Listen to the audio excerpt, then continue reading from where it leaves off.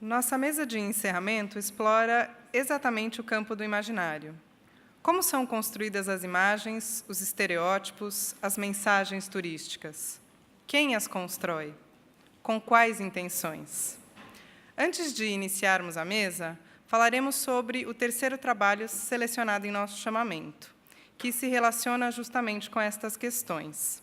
Para a apresentação de Os Sussurros Silenciados pela História do Sal ao Açúcar, chamamos ao palco as pesquisadoras Rita Viebrantes, acadêmica do curso de Bacharelado em Turismo da Universidade Federal de Pelotas, e Taciele Cassuriaga, acadêmica do curso de Cinema e Audiovisual, também da Universidade Federal de Pelotas.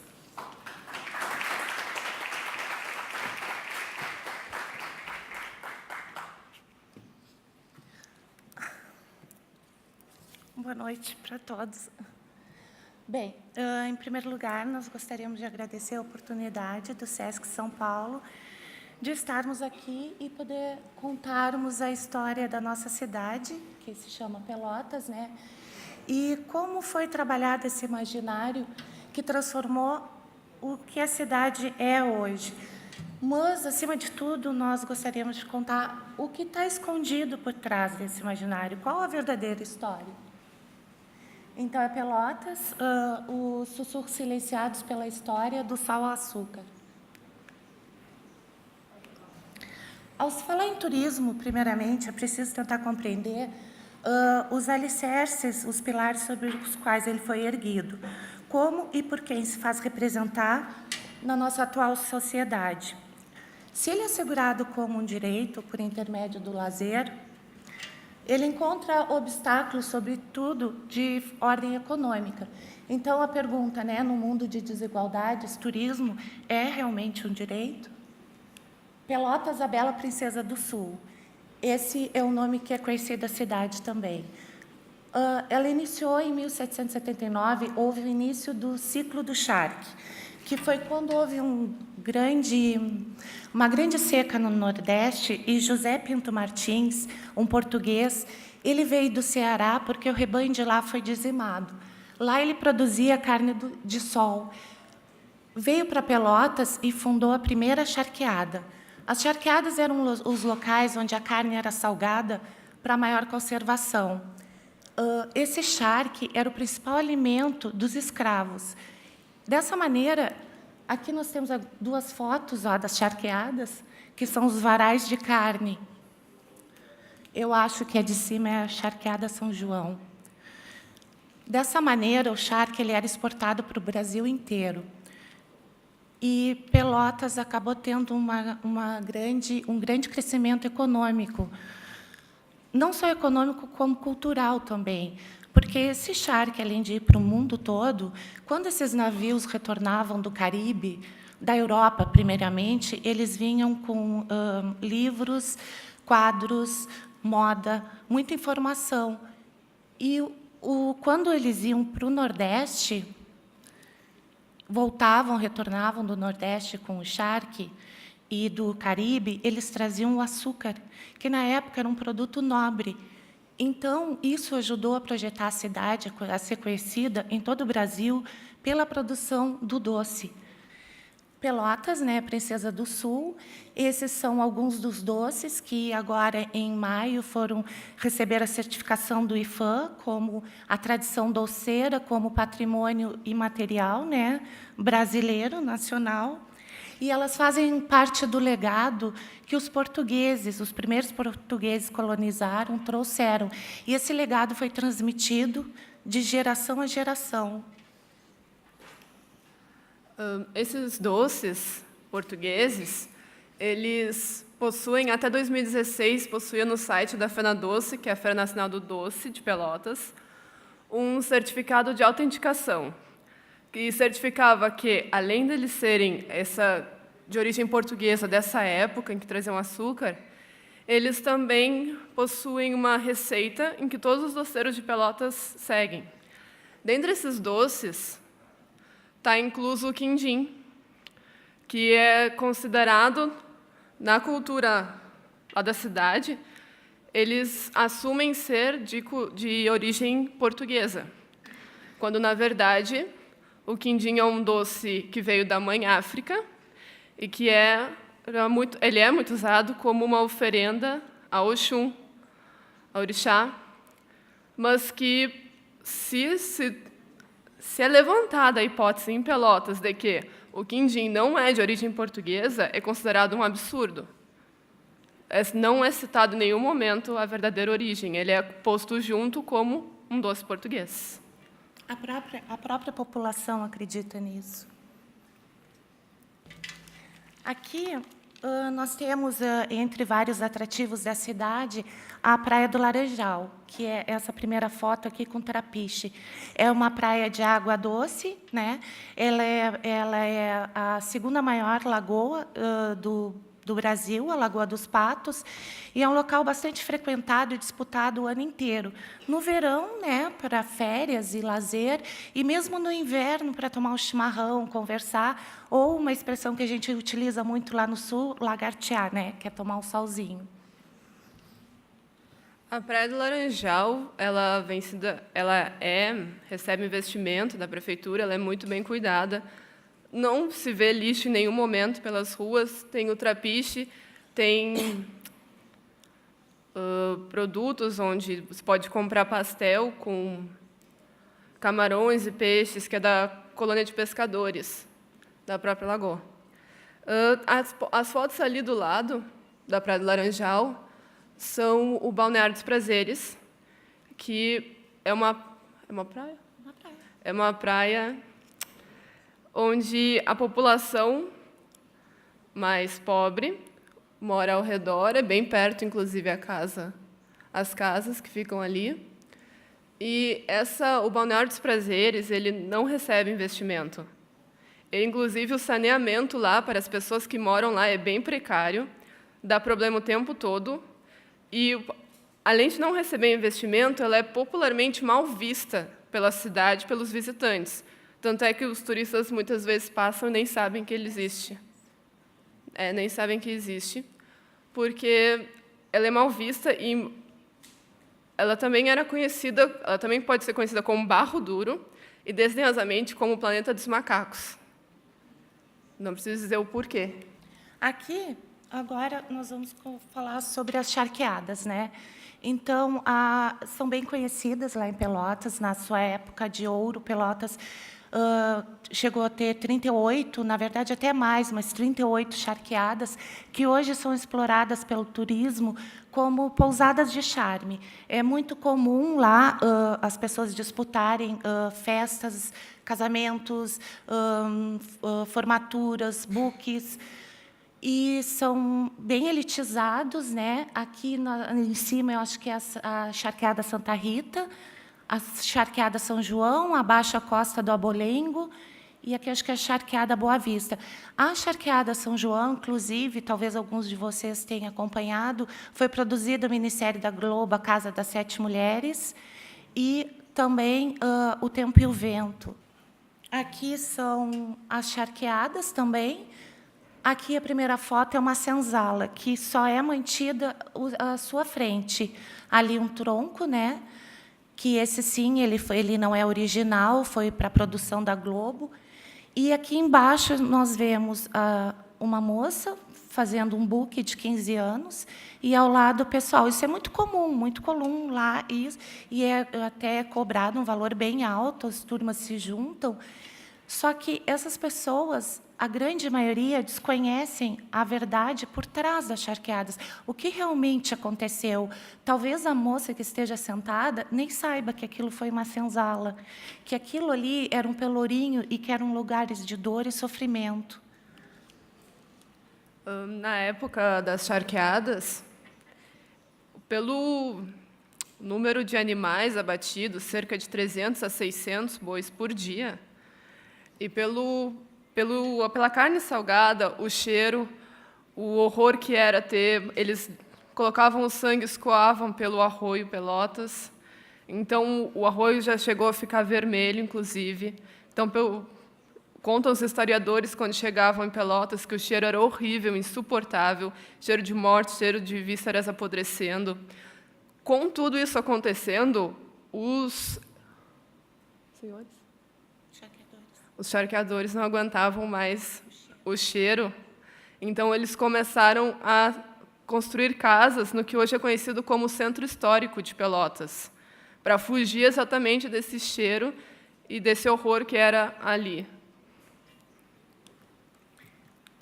Então, o patrimônio arquitetônico, que é motivo de tanto orgulho de Pelotas, na verdade, ele foi construído para fugir do fedor, que lá eram moscas, eram fezes, eram vísceras, tudo ao relento, né, na salga. E eles são disputados hoje, né, esses casarões e as charqueadas, por um povo que desconhece ou esqueceu sua verdadeira origem. Então, as charqueadas, quando o negro vinha para a charqueada, ele vinha por castigo. A expectativa de vida dele era uma sentença de morte, porque ele sobrevivia somente 5 a 7 anos. Ele vinha para a morte, e ele sabia disso. Há relatos, há casos de suicídio, ou de um escravo que atirou em alguém simplesmente para ir preso, porque a vida na prisão ou a morte era melhor do que a charqueada. Eles eram castigados no tronco, os fujões, eles eram marcados com um F, né, de fujão, aí eram presos, passavam a noite presos aos grilhões, e, na manhã seguinte, voltavam ao trabalho com uma bola de ferro de 13 quilos. Então, não tem nada de glorioso nessa história. E essa chuva de sangue, né, o rio ficou conhecido, o Arroio Pelotas, ele ficou conhecido como Rio Vermelho, porque, num certo momento, literalmente choveu sangue na cidade, de tanto os animais que eram abatidos. Como a minha filha falou, eram de 300 a 600 por dia, em torno de 38 a 40 charqueadas. É só multiplicar, então era muito sangue. Aqui é a Praça Coronel Pedro Osório, que aqui é a chafariz, a fonte das Nereidas.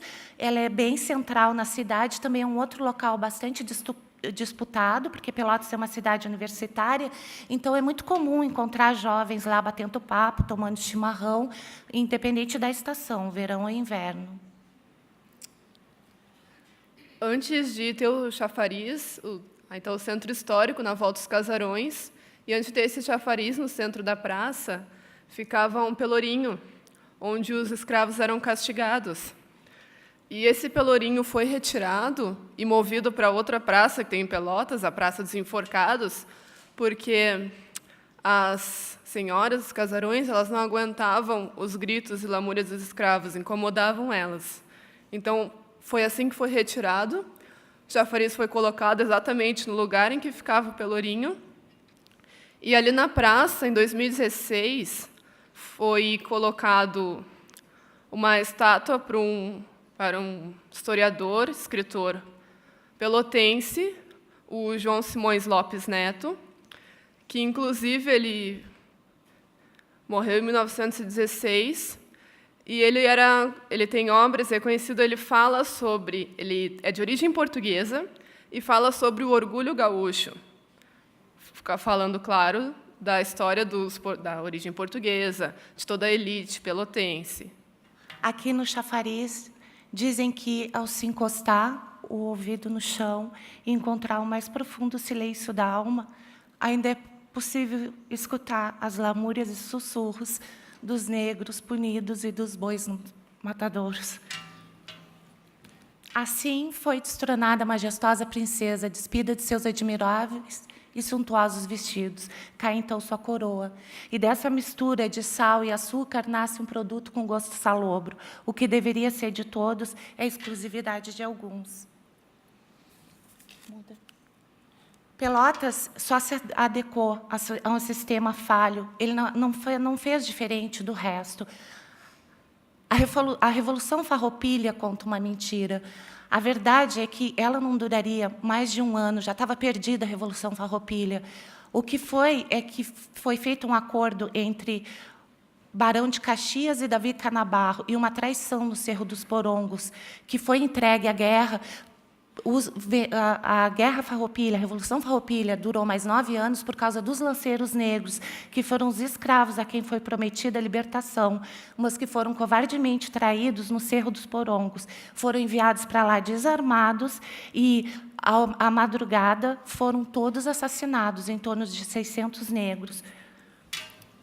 Importante ressaltar que a figura que existe do gaúcho, pilchado, que nem está na foto, na verdade, vem de dos lanceiros negros.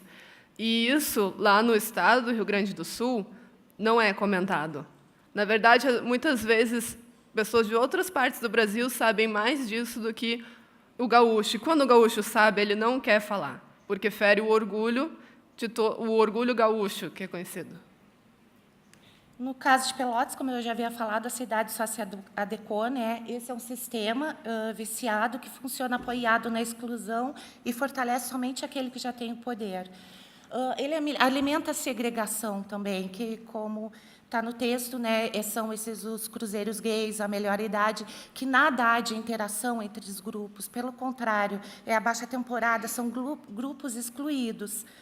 O turismo contemporâneo é um turismo capitalista e consumista, sabe? Porque ele pertence a uma pequena parcela, ele é limitado e ilusório, ele precisa ser humanizado, ele precisa se tornar mais igualitário e participativo. E a proposta de um turismo mais humano enfatiza a cooperação entre comunidades receptoras e visitantes através de uma base de economia solidária, onde os recursos oriundos possam permanecer no local, com políticas públicas direcionadas com o apoio da sociedade. A fragilidade de um sistema marcado pela desigualdade social poderia evidenciar uma proposta com alto teor de legitimação. Sem interesses unicamente financeiros de ordem econômica desenfreada, os destinos deixam de ser puramente vendidos e podem passar a ser plenamente vividos. Obrigada, SESC, por ter dado vez e voz aos silenciados. É isso.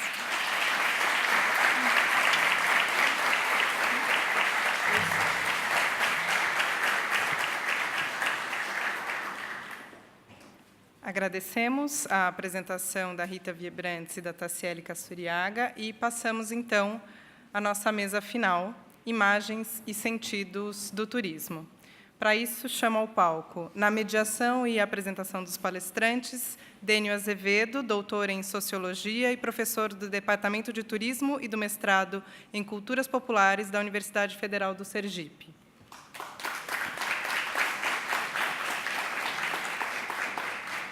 E os debatedores, Karem Yasman,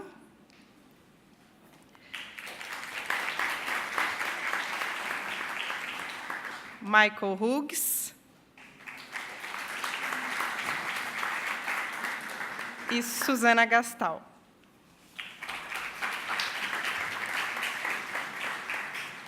Boa noite a todos e todas. Muito obrigado aos sobreviventes, aqueles que resistiram. Espero que resistam até o final da nossa mesa. Para a gente é de uma honra e de uma responsabilidade tamanha fechar um evento desse porte. E fui informado já pela organização do evento, né, pelo adiantado da hora, para a gente dar celeridade aqui. Então, vou fazer um agradecimento bem rápido a todos aqueles que pensaram, planejaram e que estão executando essa ação, esse evento. É um evento que, com certeza, estamos exercendo a criticidade, a reflexão, em todos os aspectos, né, aqui trabalhados, aspectos mais próximos, aspectos um pouco mais distantes, mas que nos fazem sair de um estado que, se alguém estava se sentindo um pouco parado ou até desmotivado, nós temos aí objetos que vão desde algo mais específico até problemas epistemológicos, metodológicos, teóricos. E não pelo adiantado da hora, mas foi uma organização da própria mesa em que optamos em não ter aqueles vídeos iniciais, porque nós temos aqui uma das pessoas responsáveis pela seleção dos vídeos, que é a Karem. E daí a gente achou que perderíamos, né, bastante se selecionássemos 1 ou 2 vídeos para a introdução dessa mesa. E aí, eu já de imediato, eu passo a palavra ao Michael Hughes. O Michael é fotógrafo e autor da série Souvenirs. Se vocês perceberam, no intervalo das falas, a organização do evento colocou ali nas telas, no lado de fora, ali no hall, as imagens do Michael. Ele cresceu em Londres e reside em Berlim.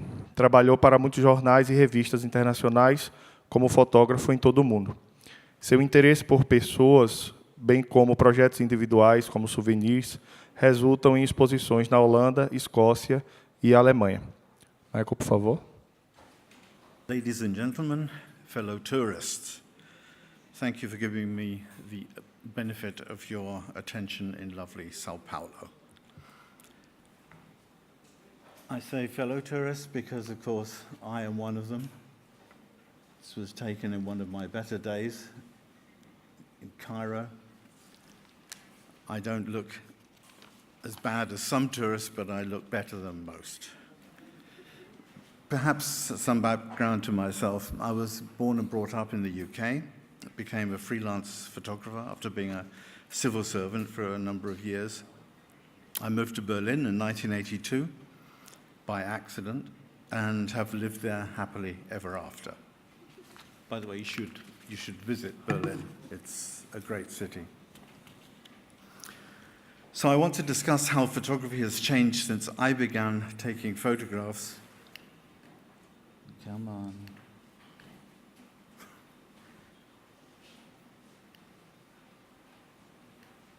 So as you can see, we're still at the pyramids, and this is how people deal with the pyramids. I rather like this picture because one person is doing it completely involuntarily.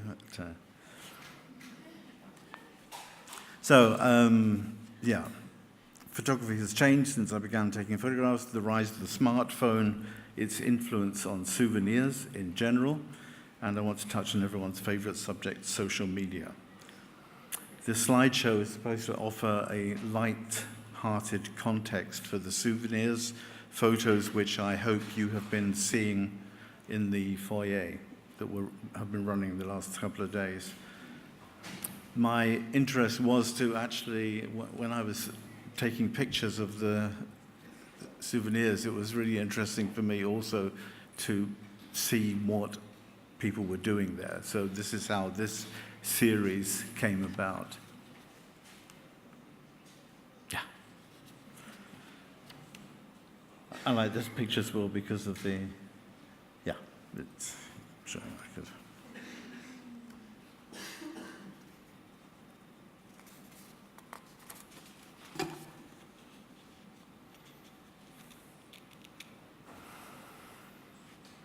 So, the series began at the end of 1999,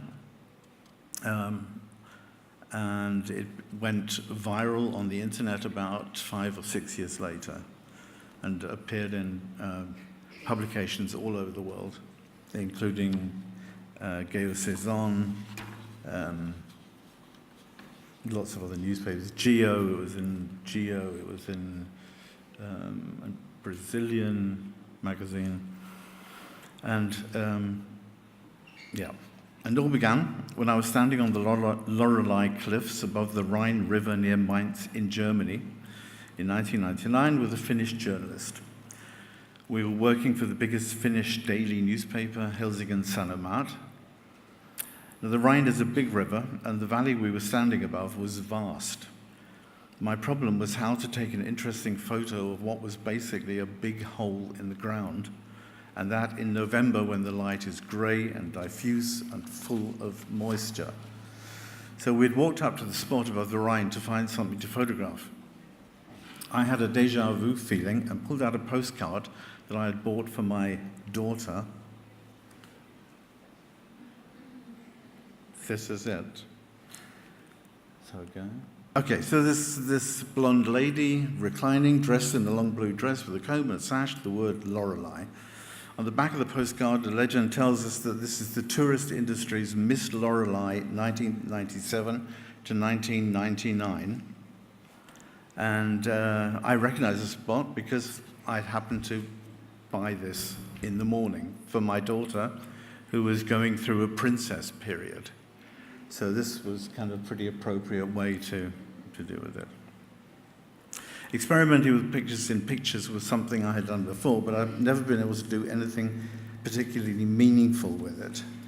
I held the postcard in front of the camera and could easily make it match up with the surroundings. The picture was well received both by the newspaper and my family and friends. Sometimes things just feel right, and this was one of those occasions. A few weeks later, I was on assignment in New York and took the opportunity. So I was on assignment in New York and took the opportunity to do the Statue of Liberty with a postcard, which I'd bought. I thought postcards would be it. But then on the way back, from having taken the picture of the postcard, I saw someone drinking out of a coffee cup, and I thought, well, that could work as well. So I got my journalist friend to buy me a cup of coffee, and I threw the contents onto the deck, which amazed everyone, and produced this picture. It's probably not so graphically strong as the last one, but for me it was pretty good because it meant that I didn't have to have postcards all the time. And that is pretty important, as you will see from later pictures. So I like to think that I have a sense of humor. Who doesn't? At this point in my life on the Lorelei, I must confess, I felt myself superior to the kind of people who buy souvenirs. In fact, it was exactly with this sense of superiority that I would ironically buy the worst souvenirs I could find and ironically give them to friends. We all enjoyed, I like to think, the smug feeling we got from laughing at the inferior quality of these articles. But we were also laughing at the kind of people who were buying these objects with no sense of irony. It would take me some time to figure this out. When I did, it began to give me some insight into the role of souvenirs and travel in general, which I hope will become clearer in this talk. So, come on. So that is the top of my Flickr page. And from fairly recently, as you can see this year. And these are the amount of views that I've had since May 2005. So 11 million is pretty good. So it was immediately obvious that the photos in Flickr struck a nerve. I also had double-page spreads in Geo magazine, Guardian Weekend, and many other newspapers and magazines all over the world, including Brazil.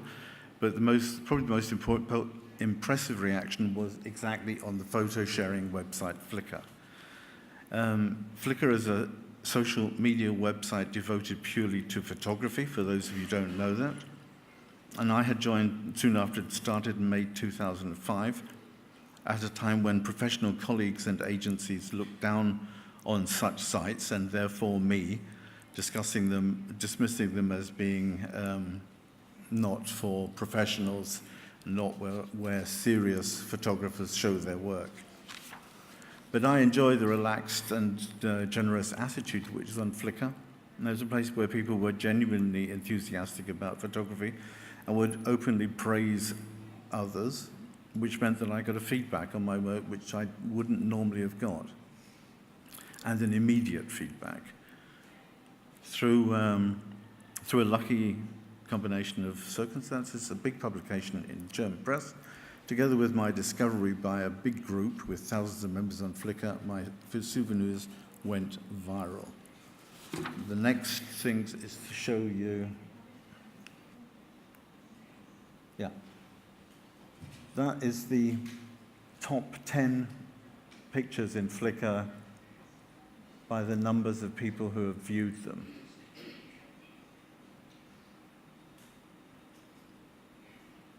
And you can see they are all souvenirs pictures, although I've got over 50,000 pictures, I think. But those are the ones which people want. So there's a real... So you can see what people get up to and the kind of things that they like. Okay, next slide. I'm sure you all know that. That was taken a few years ago when I came to Brazil, sponsored, and took a few pictures in Rio. Okay, so by the reactions to Flickr, it was pretty obvious that almost everyone had some kind of experience with souvenirs, whether as dusty artifacts in forgotten corners, postcards filed away in boxes, in drawers, in sideboards. As souvenirs spread through the internet, it began to dawn on me that the language people were using to describe the pictures were words like cheap and tawdry and lots of very negative connections. Indeed, most people found them ugly, kitsch, cheap, something to be laughed at. But they were fascinated by them. These are the people, I think, who enjoyed the inherent irony in my series, the ones who, like me, felt themselves superior to these essential holiday objects. But there were certainly many more who viewed souvenirs as an adequate expression of what they had experienced on holiday, whose aesthetic taste was not offended by these approximate representations. So what is actually happening here? I will just quickly try to deconstruct the photographic systems which are in the pictures, which I think makes them work, or how it shows us how they work. The presence of my hand breaks the objectivity of the camera. It emphasizes the presence of the spectator and openly unmasks the trompe l'oeil of the picture. This sets up a circulatory system within the composition. You see the hand, you see the object, you see the context that the object is in, and you come back to the hand. And so nothing's being hidden. The joke is obvious. You know, you can laugh if you're 5 years old, but I still find it slightly funny. The most important factor on a site like Flickr is the photographic trick effect of substituting the original with a cheap representation. The irony or wit of the act of substitution derives from the inadequacy of the representation. Its inept aesthetic, the haphazard proportions, the primary colors, the cheapness of its production. The idea of having this object instead of the original in real life elicits scorn. This is Gracelands in Memphis, by the way. I really like this picture. So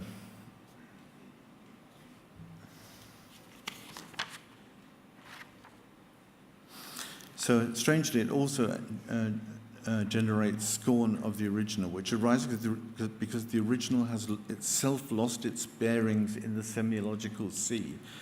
That which once had some kind of concrete function has been reduced to a kind of symbolic generality, a universal sign or cliché within the world's touristic canon. Come on, yeah. So this is for the Brazilians. Italy has the Tower of Pisa, France has the Eiffel Tower, Brazil has Carnival with sexy women in bikinis. The Girl from Ipanema's CD cover, which I used when I was in Rio, sums up this cliche. Girl, bikini, looking over the shoulder at the viewer, who it implies has been surreptitiously studying her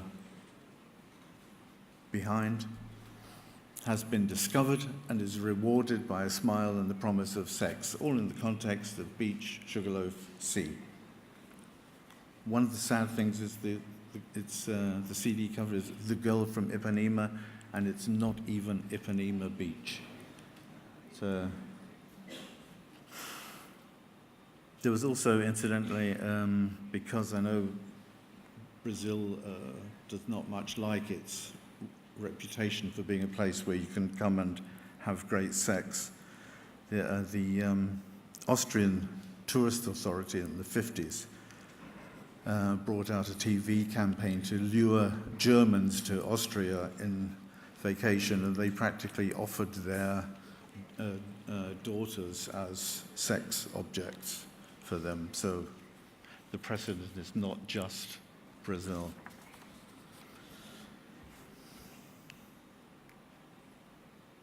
And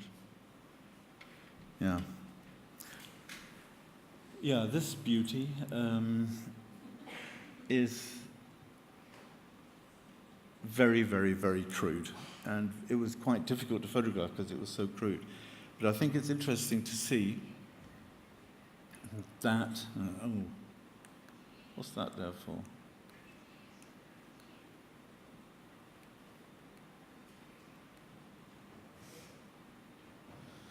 The way that that woman is standing is exactly the same as that. It's just been copied, but it's been copied in a very, very crude way. But all of the characteristics of the first photo has been molded into that. So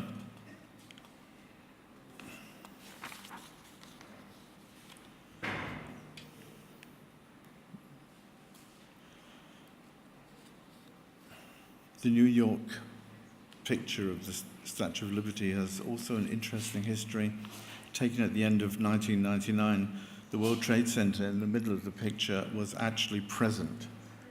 After 9/11, the black and white postcard gained a whole new significance. Now the black and white picture appears to foreshadow 9/11 by using the historical medium of black and white, and we no longer know if the World Trade Center is behind the picture or not. Its absence is now real. Statue of Liberty.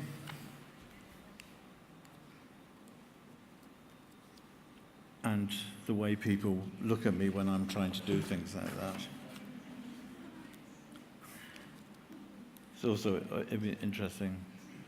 This I love particularly, that object that I'm holding over the policeman's head is a policeman's helmet, pencil sharpener with a bell.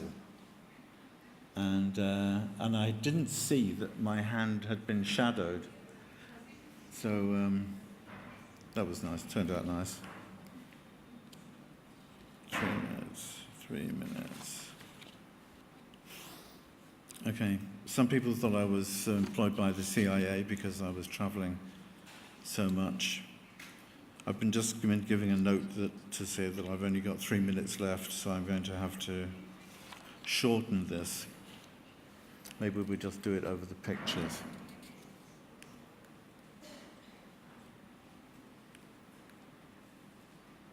Of course, I could have had more than 3 minutes if I'd been able to change the slides at the right time. Okay, people.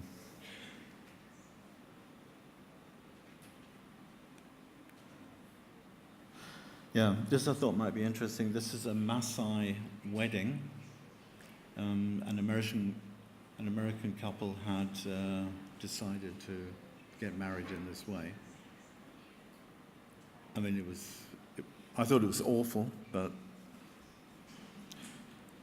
they didn't. And this I like because this was after a balloon flight over the Serengeti, and then the servants had set out this long table to eat from. And these two people eating, and the expression of the guy behind serving them, I think kind of sums up the power relationships which are playing out.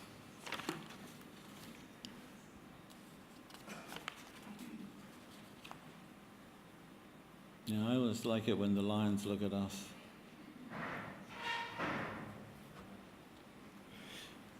I think one of the things I'd like to say in the short amount of time is that how I have experienced the power differences within tourism, and I think one of the classic ones, or one of the most important ones, is that we can actually return home if we've been somewhere, and that kind of shows a very clear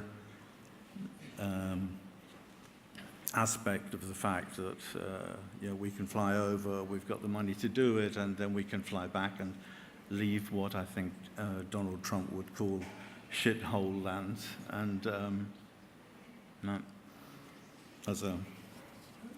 but I think it also means that that power is also played out in that the way we react with the people that we meet. We always have this knowledge in the back of our heads that we have this money and that we can get the hell out if we need to.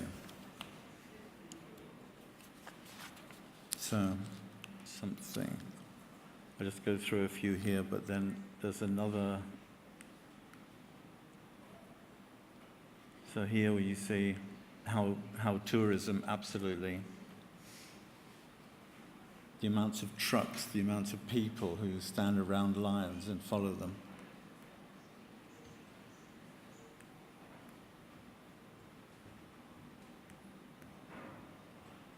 So this is Chernobyl, and this is a group of young people who had gone there to celebrate, I think it was the 40th birthday, and this young couple were photographing each other in front of radioactive signs, and that is the destroyed reactor at Chernobyl, and that young man was taking a photograph of the reading of his Geiger counter.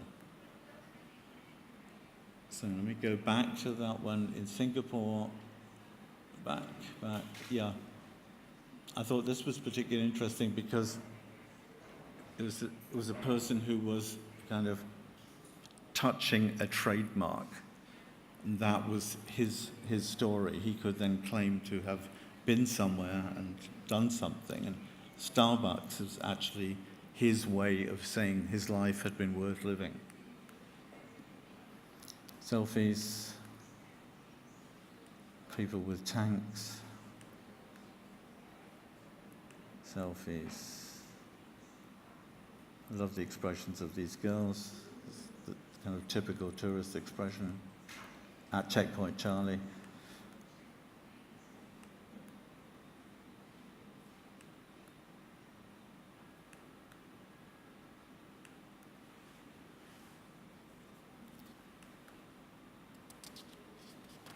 So just to sum up, I think that souvenirs, however bad they are a way of giving our lives meaning, because our lives are pretty difficult, and in order to give value to them, we need to do things or buy things, usually because we're living in capitalism, to show other people that our life has that we have some kind of value. And so, in this sense, that now people are just taking pictures and buying less souvenirs, it's still exactly the same thing. Everyone is basically aware that they will die at some point in their lives, and they want to have the feeling that they've done something worthwhile to it. And souvenirs are a proof of that. A little proof, a small proof, a humble proof, but nonetheless a proof.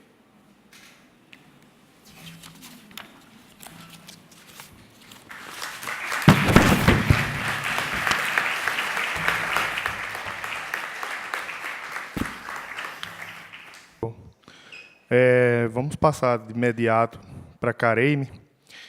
A Kareime é bióloga e mestre em comunicação e semiótica. Como produtora cultural, produz mostras, conteúdos, cursos, exposições de cinema desde 1997, sempre fazendo conexões do cinema com outras linguagens artísticas e áreas do conhecimento. Kareime, por favor. Boa tarde. Boa tarde aos que ficaram, sobreviventes. Então, a minha fala, para comunicar um pouco essa coisa, né? Primeiro, para agradecer pelo convite do SESC. A gente foi, eu falo a gente, porque eu e meu sócio, Luiz Pavan, que não está aqui, mas fez todo o trabalho comigo.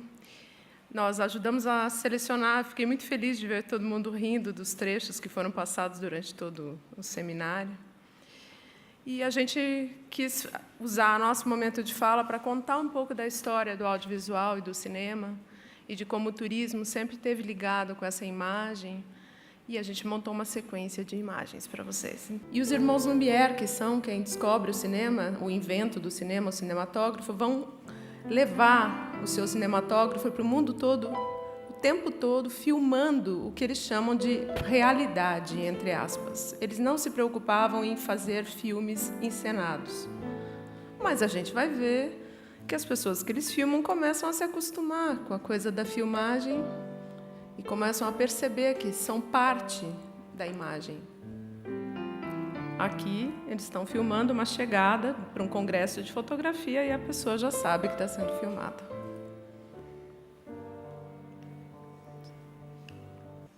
Vou parar um pouquinho. Os irmãos Lumière, eles inventam o cinematógrafo na França, eles são cientistas, e eles não acreditavam que o cinema fosse ter uma duração como linguagem artística. Eles acreditavam que o cinema era uma moda passageira e que isso ia ser logo superado por algum outro novo invento. E a gente vai ver que isso entra em um conflito, porque várias pessoas no mundo todo estão loucas, depois do advento da invenção do cinematógrafo, em comprar um cinematógrafo. Mas isso era muito caro e só algumas pessoas de alguma classe social, ou que trabalhavam para os irmãos Lumière, ou para o Thomas Edison nos Estados Unidos, os irmãos Lumière estão na França, é que essas pessoas vão poder produzir essas imagens. Então, todo o início do cinema, a gente vai ver alguém contando uma história sobre viagens, basicamente. As pessoas estão filmando coisas que eles querem que outras pessoas, em outro lugar do mundo, antes, só viam por postais ou por fotografias. Então, mais uma imagem aqui. A gente usou o motivo do trem, que começa na primeira imagem do cinema, e aqui a câmera viaja no trem. Ela está em cima do trem e está filmando o trem deixando a estação em Israel. Percebam que tudo é intencional. Mesmo que eu esteja filmando a realidade, eu já estou criando uma realidade. Tem uma intenção por trás, não há acaso na criação da realidade. Na filmagem da realidade, ela não é uma única realidade, é um ponto de vista da realidade.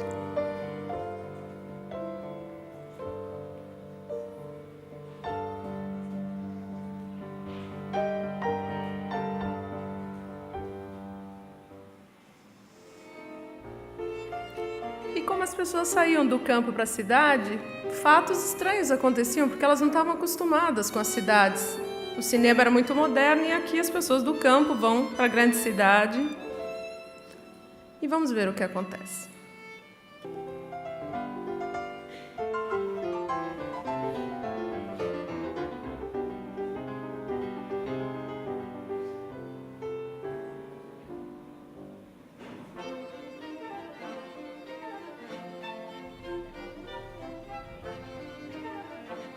Vejam que já é um filme com imagens sem muito foco e tal, que já era a era da montagem russa. Eles estão fazendo um filme comédia sobre o que acontecia com as pessoas que saíram do campo e foram para a cidade e não estavam acostumadas com todos esses novos inventos, né?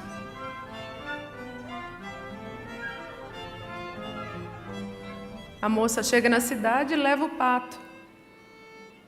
E é claro que o pato não está adaptado para as novas invenções e o novo momento de migração para a cidade.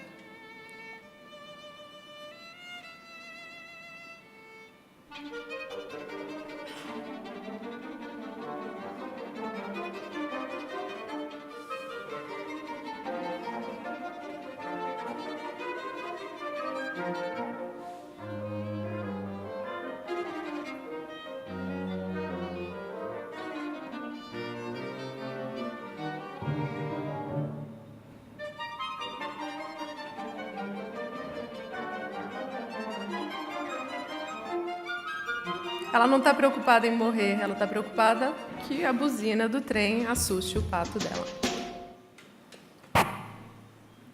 Quem produz as imagens quando o cinema é descoberto, inventado, começa a se fazer cada vez mais presente no cotidiano das pessoas. Se a gente olhar a fala do nosso colega da mesa anterior, ele está falando que as pessoas produzem imagens o tempo todo e um excesso. Naquela época, ainda a gente estava numa transição, as pessoas estavam se acostumando com esse processo. As pessoas, não era todo mundo que tinha uma câmera de filmar. Então, a gente mostra um fato engraçado da pessoa que começa a se colocar em lugares de filmagem que não eram usuais. Então, ele quer filmar quem? O turista também. Ele quer que o turista apareça. Então, vamos ver cenas de primeiras filmagens sobre turismo. Vejam que a pessoa da câmera tem que ser ousada, né? Ela tem que ficar no meio da água. Se eu quero filmar o pessoal tomando banho na praia, não dá para eu ficar lá na terra, lá atrás. Eu tenho que me meter na água, né?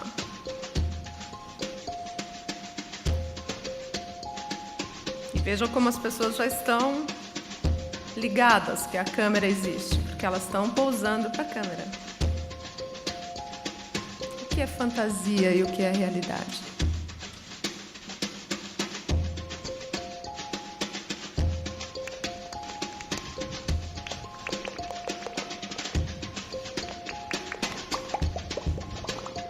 Aqui ainda a gente está numa era em que tem uma câmera e muitas pessoas. Hoje a gente está numa era em que todos temos no mínimo uma câmera, né? A gente tem uma pessoa por câmera hoje. Aqui a gente ainda está num momento de transição.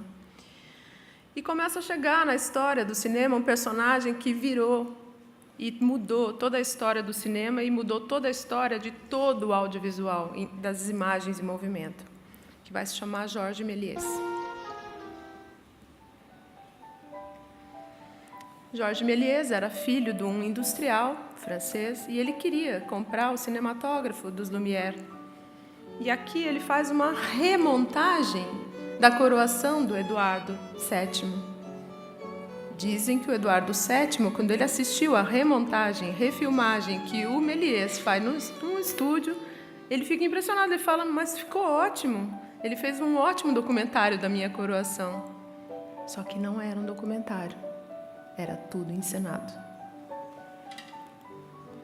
Méliès é o pai da ficção científica. Depois dele, fantasia e realidade se dividiram no cinema. Começa a divisão entre cinema documental e cinema fantasia, que é o cinema que a gente paga ingresso para ver até hoje. A Lua, Viagem à Lua, uma viagem clássico, né? Um filme clássico dele no qual ele imagina. Tudo isso é cenário, tudo isso é pintado e ele imagina a Lua, os cientistas chegando na Lua. Depois desse filme, só vou parar um segundinho, só para... Méliès foi tão longe na ficção científica, depois dele, realidade, os irmãos Lumière vão continuar fazendo os filmes de realidade, documentários, que vão abrir toda a vertente do cinejornal, do cinema documental que até hoje existe, e a veia do Méliès é a veia que sustenta a história do audiovisual até hoje. E ele vai tão longe no seu processo criativo que ele imagina uma realidade que não existe.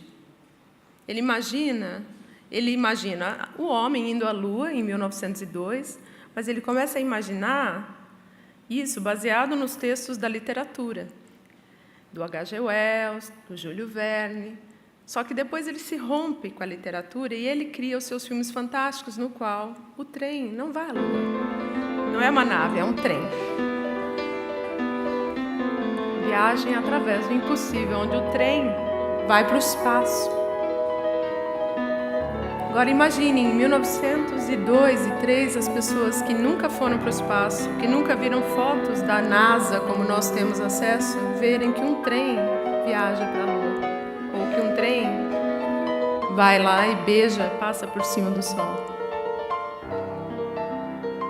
Será que as pessoas não ficam encantadas com essa vontade de viajar, de fazer uma jornada para um lugar impossível também?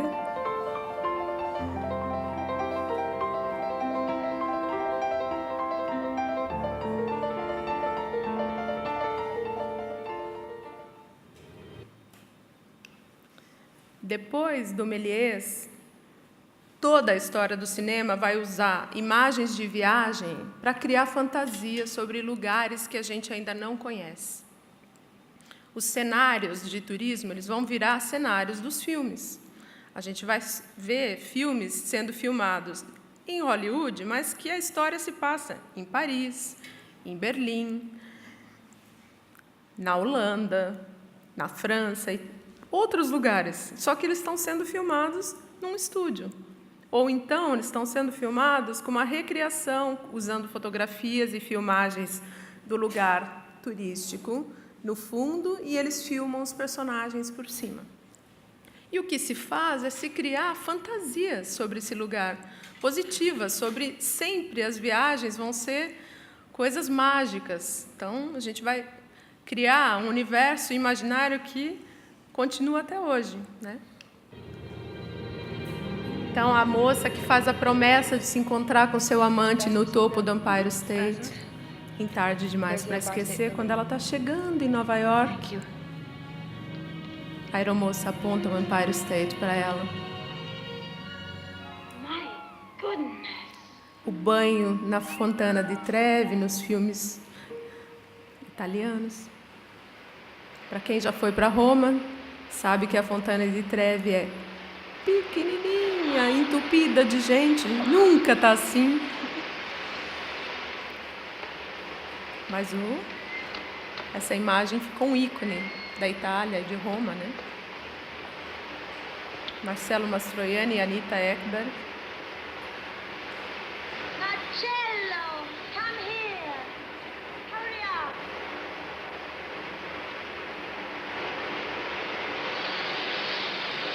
Quem não fantasiou ir lá e tomar um banho à noite na Fontana di Trevi?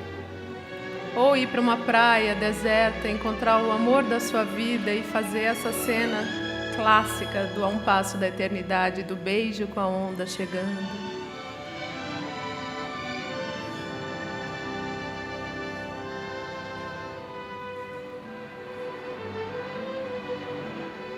Por um acaso, a mesma atriz do filme lá do Empire State, Deborah Kerr.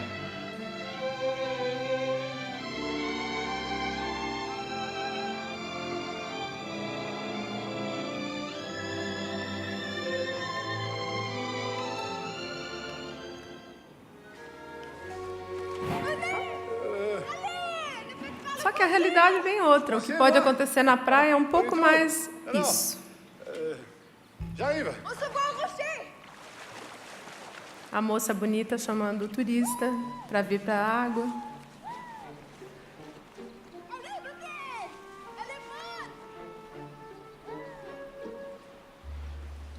Então, aquela fantasia vira outra realidade.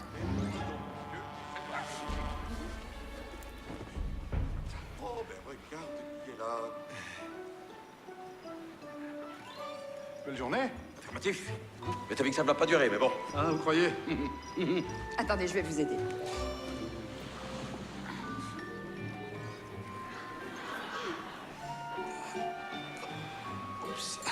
Voilà. Oh, ça suffit, merci. Je vous en prie. En vous souhaitant une bonne journée. Également, Bien des choses à votre dame. j'y manquerai pas. Tenho certeza que essa foto não ia aparecer na revista da propaganda da agência, né? Ou quando a gente perde a hora, que é muito comum, né?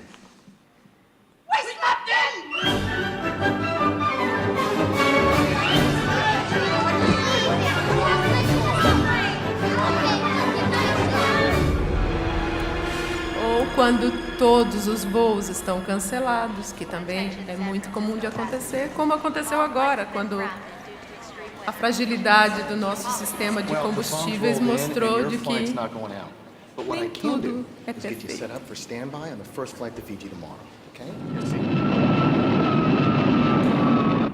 Ou quando a gente compra a primeira classe, chega lá, aquela comida maravilhosa que a gente esperava, é servida com uma pressa desesperada que não dá nem tempo de comer direito.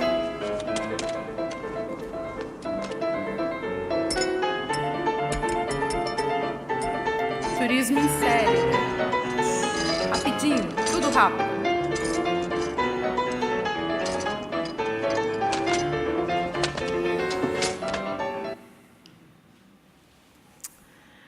Edgar Morin, pensador, ele fala o seguinte, que o cinema é o imaginário do homem após o século XX, após a sua invenção.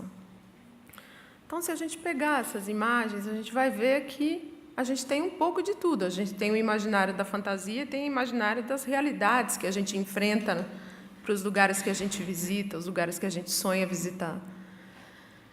Mas o nosso desejo de viajar continua, né? Quando é que a gente acha que o lugar que a gente vai tem alguma coisa ruim? Nunca. A gente está sempre na fantasia, a gente compra essa fantasia, a gente sabe que ela é machista, que ela é de gênero, que ela é isso, mas a gente compra, a gente cai, né? E uma das coisas que o cinema foi campeão é de criar estereótipos, né? Então a gente vai ver 2 ceninhas de estereótipos brasileiros. Um deles é o da Baiana, criado pela animação mais vendida no mundo, Disney.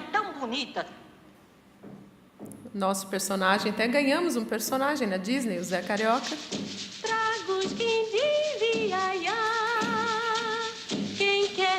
Olha o quindim de Pelotas aí, ó. Como se conectam as coisas.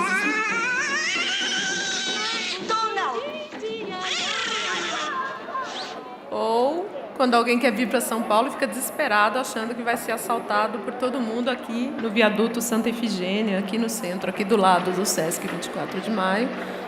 Isso é uma história de Hector Babenco, o filme Pichote.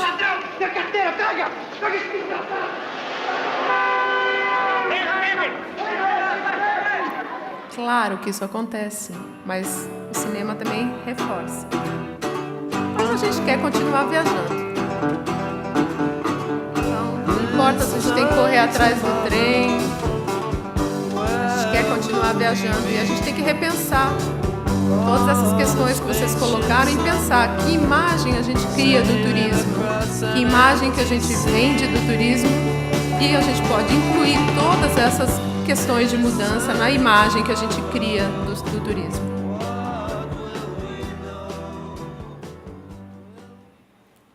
Essa foi a minha fala. Esperar os colegas.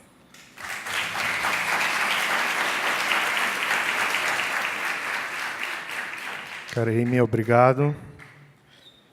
Eu ontem tive a oportunidade de fazer um imenso elogio, hoje, né, a Karime, antes de começar aqui a nossa mesa, pelo esplendoroso trabalho. Só a título de informação, né, foram levantados mais de 90 títulos. Vou passar de imediato a professora Suzana Gastal. A professora é mestre em Artes Visuais pela Universidade Federal do Rio Grande do Sul, doutora em Comunicação Social pela Pontifícia Universidade Católica do Rio Grande do Sul, é professora da Universidade de Caxias do Sul, onde leciona, orienta e pesquisa no programa de pós-graduação em Turismo e Hospitalidade.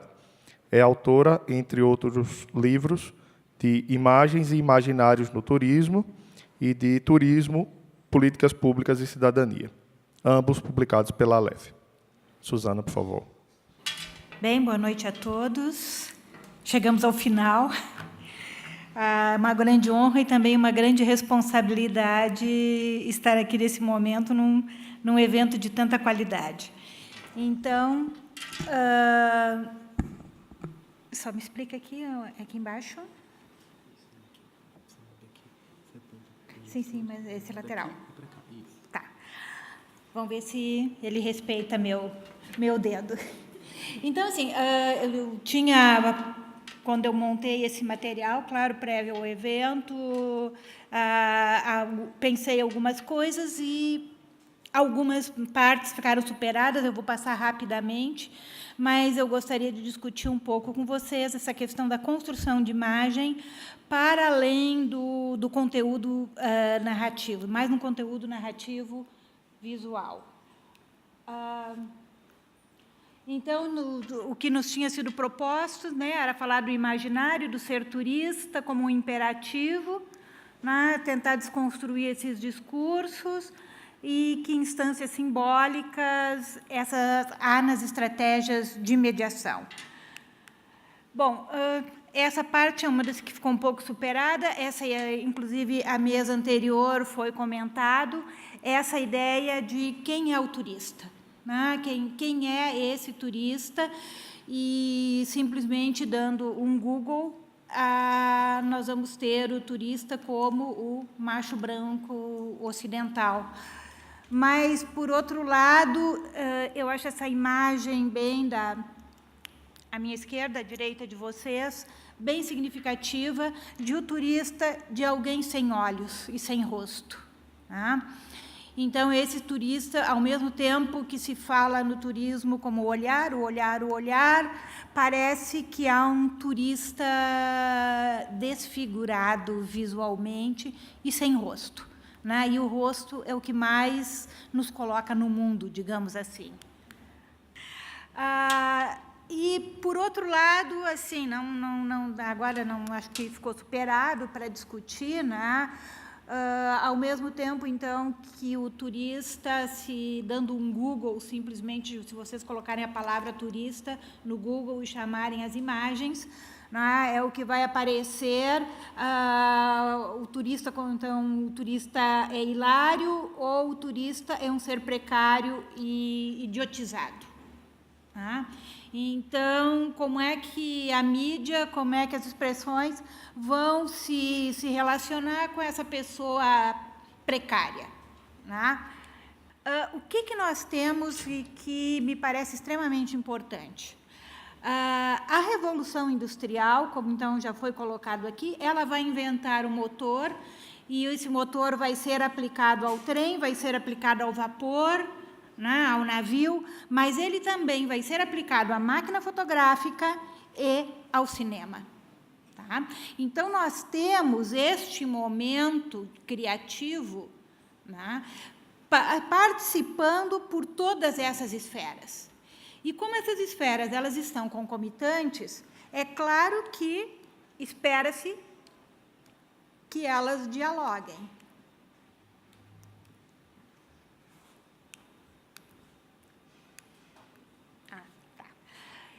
Então, assim, dá para dizer que a Revolução Industrial, de certa maneira, então, ela inventa o turista. Né? E aí não cabe aqui discutir, mas fica aí por uma sugestão de trabalho, né, de como é que a Revolução Industrial inventa esse turista que vai andar no trem, que vai andar no navio, né, que vai ao cinema e que vai fotografar. Eu queria colocar uma outra que não comentei, mas que, a partir do que foi discutido aqui o tempo todo, as questões da relação com o território, a desmaterialização, a desterritorialização, como é que eu vejo ela se dando? Nós vamos ter, a partir do momento que nós deixamos de nos locomover a pé ou a cavalo, enfim, do momento em que nós nos deslocamos em contato direto com a paisagem, direto com o território, com as intempéries, com o vento, com a poeira, com o sol, e nós passamos para dentro de uma carruagem, seja lá como ela for, e essa carruagem vira trem, mas desde o momento que nós passamos a nos deslocar em um veículo, nós passamos a ver a paisagem através da janela.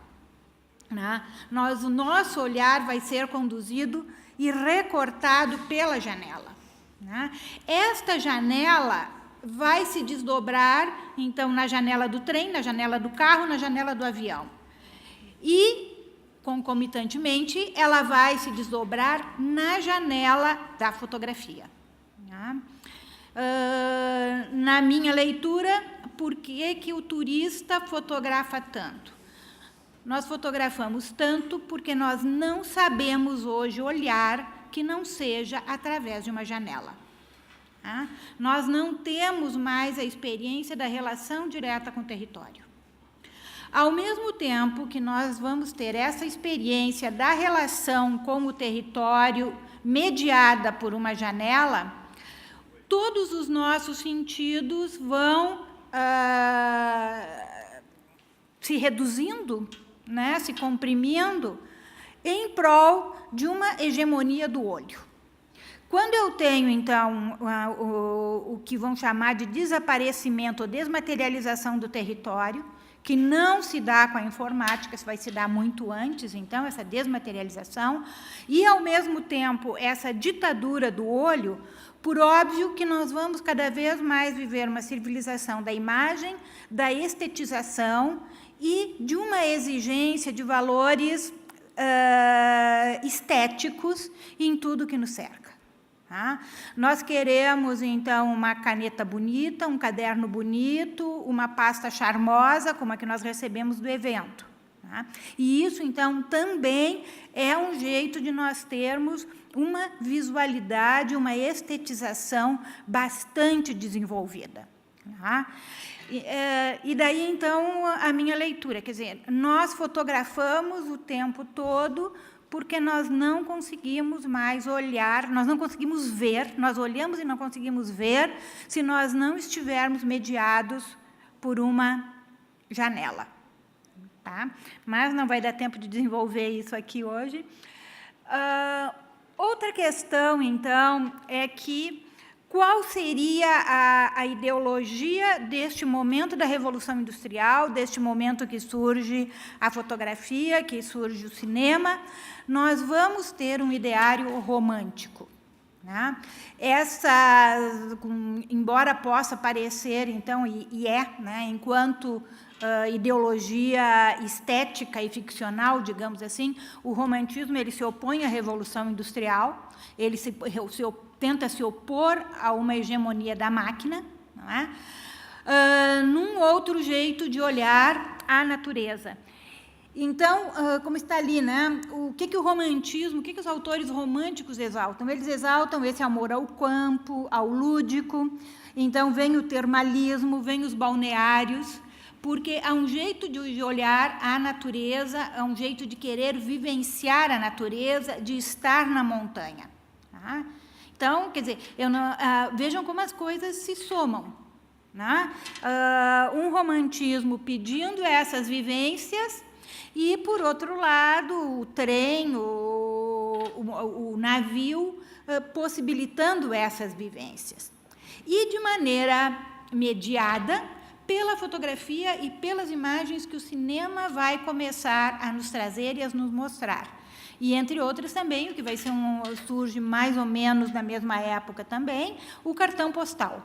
Tá? E a questão da imagem souvenir, como foi muito bem colocado aqui anteriormente. Mas o romantismo, ele tem duas vertentes.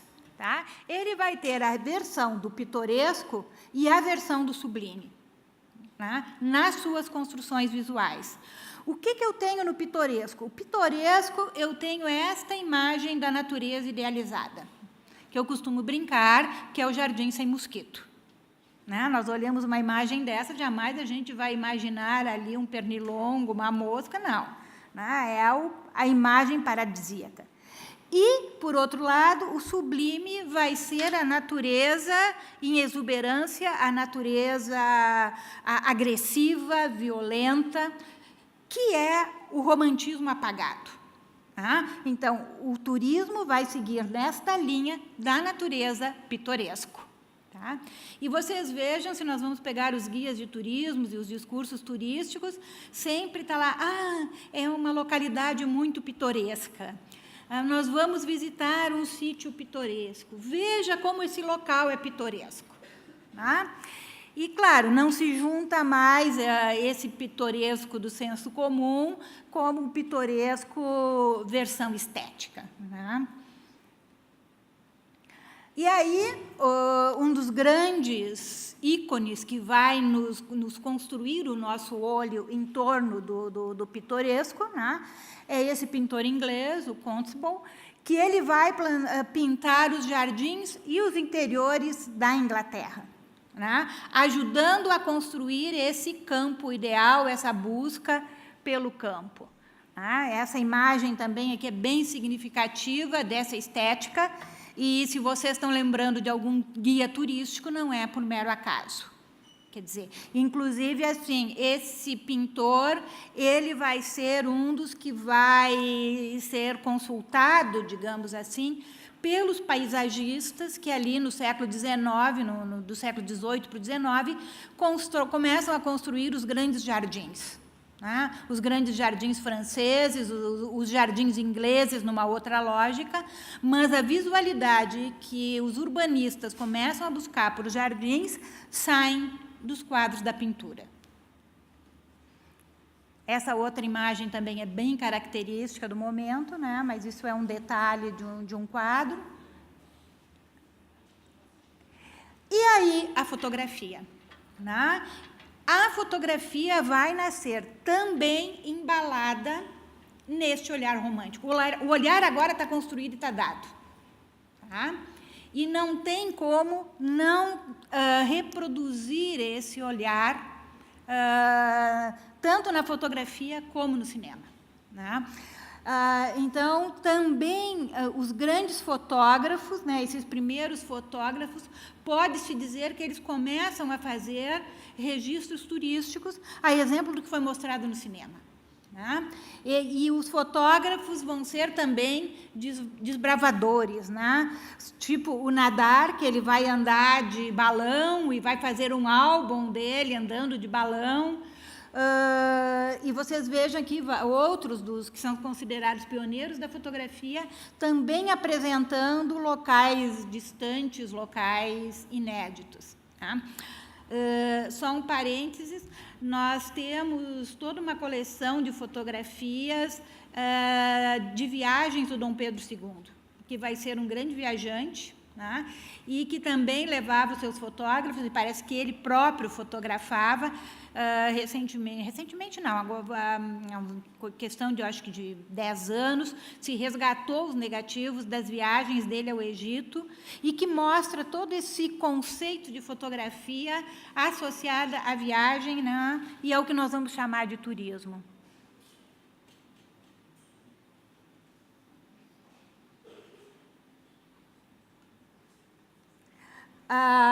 Vejam outro fotógrafo, né, o O'Sullivan, ele vai ser muito interessante também, porque ele vai ter essas, subindo nas falácias, andando pelos desertos, a natureza dos Estados Unidos, tá?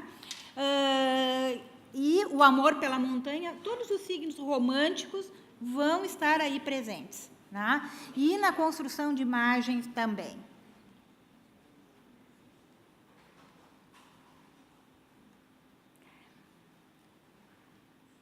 E essa aqui, então, que me parece assim que é uma imagem da presença da fotografia, né? Da influência do romantismo, desta construção romântica, no que vai ser a construção da fotografia e que vai ser toda uma construção do turismo.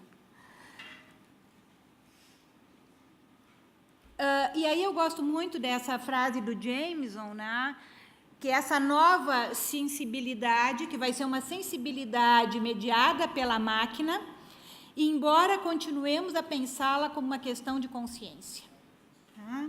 Então, a nossa sensibilidade não é uma questão de eu vejo assim, eu vejo assim, eu penso assim, porque eu sou levado a olhar assim e a visualmente pensar desta maneira. Bom, aí vocês vejam, né, como o cinema ele vai ser, todo esse ideário romântico vai marcar muito do cinema. Né? E Morte em Veneza, ela tem toda uma construção de imagem que se pode considerar romântica. Né? No tipo de roupas, no tipo de luxúria. Olhem a cara do Eladson, né, o nome do menino? Se vocês verem uma imagem lá dos escritores e dos compositores românticos, é a figura deste menino. Né? Então, reforça essa leitura do romantismo presente nesses momentos.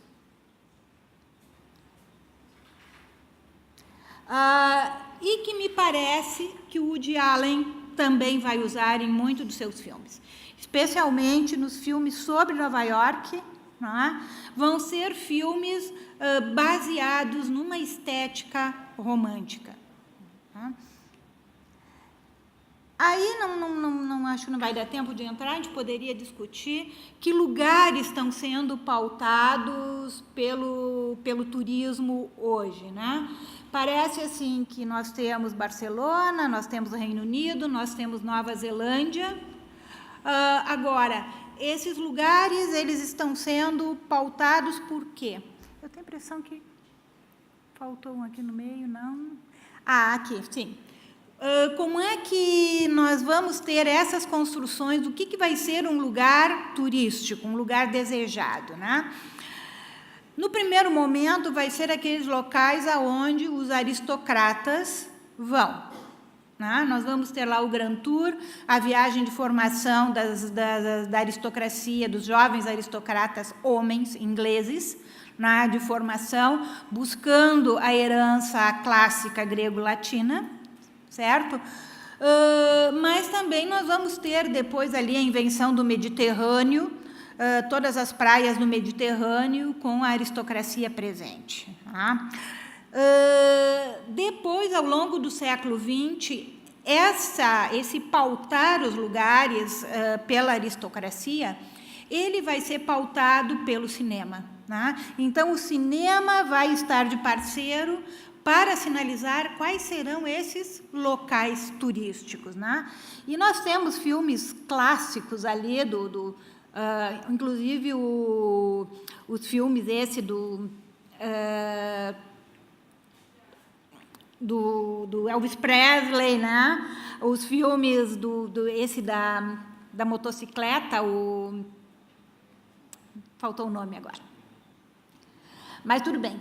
E eu diria que há um terceiro momento desta popularização dos lugares que eu estou chamando de popularização erudita, né? Que também ela é feita pelo cinema, mas, ao contrário dos filmes populares do Elvis Presley, lá cantando Las Vegas, cantando Acapulco, não é? Nós vamos ter uma sofisticação. E, novamente, me parece assim que o Woody Allen está pautando muito essa sofisticação dos lugares. Né? Porque ele começa, me parece, fazendo seus filmes por escolha dele, e hoje ele tem contrato, né? As localidades o contratam para ele fazer filmes sobre passados nos locais, que, como já dissemos, em princípio serão filmes bastante românticos. Então, novamente, aqui que tinha entrado, né?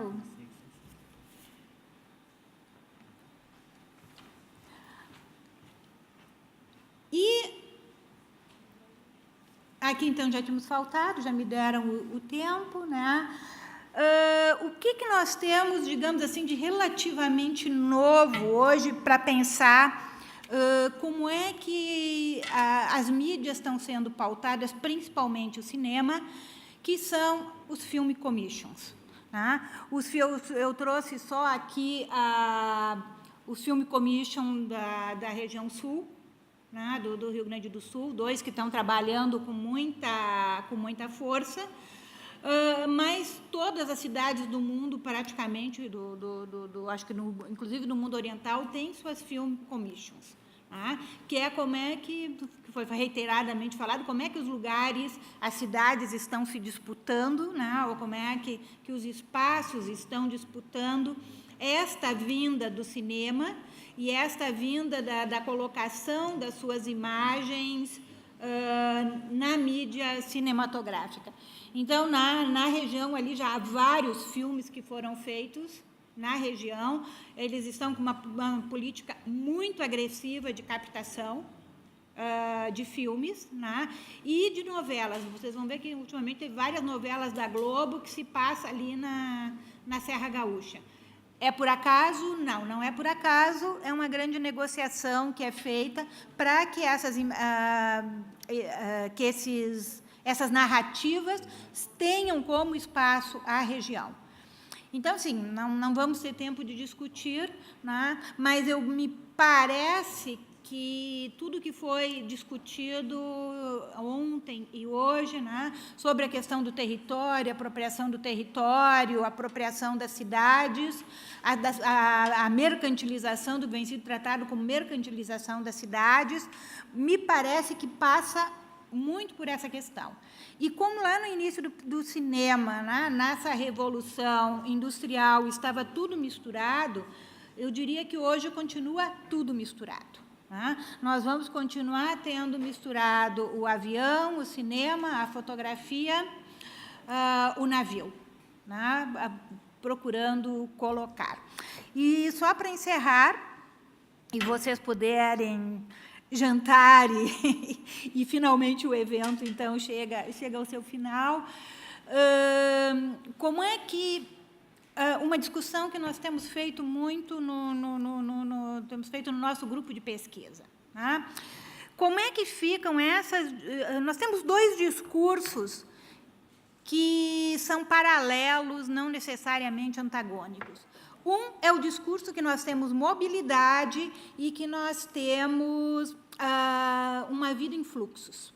Né? Uma vida líquida, uma vida em fluxos. Uma vida de novos nomadismos.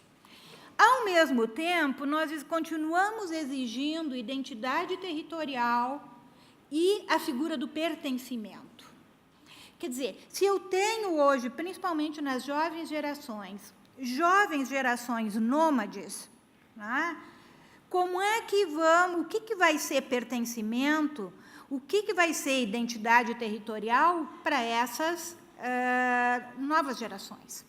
Né? Como é que eu coaduno, como é que eu consigo pensar, né, identidade, pertencimento, a partir de um discurso de mobilidade? Né? Então, as cidades têm que ficar autênticas. O que é uma cidade autêntica?